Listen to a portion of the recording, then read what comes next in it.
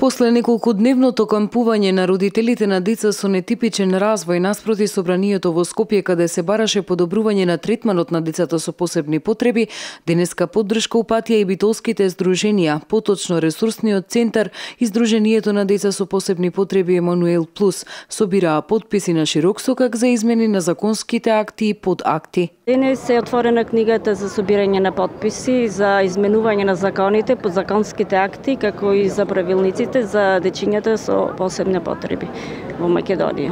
Кога се работи за дечиња како што е моето здружение со церебрална парализа најтешка категорија, кои не можат да ги обавуваат своите основни потреби, храна, тоалет и хигиена, тие со нив е секогаш родител кој е 24 сати. А ние, освен посебниот додаток кој го добиваме 4300 денари, други бенефиции не добиваме од државата. Ако нешто не се преземе, состојбите ќе се влошат дополнително, бидејќи иднина нема ни за децата, ниту пак за родителите, велат од Емануел Плюс, кои инсистираат на законски измени. Делот од законот, посебниот додаток, покачување на посебниот додаток, за 100% инвалидитет, како што се дечињата во моите здружение, тука не би требало да постои граница на 26 години, таа мобилност што се доделува и туѓа нега.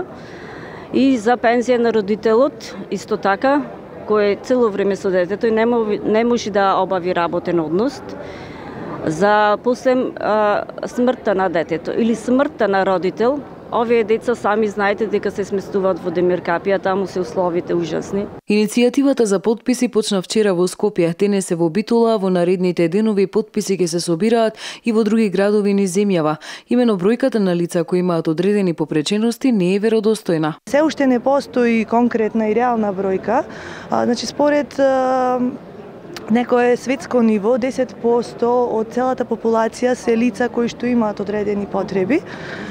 Токму поради тоа, ресурсниот центар се зафати со формирање на датабаза на податоци на семејства кои што имаат дечиња со посебни потреби. Во моментот таа база е во тек на изработка.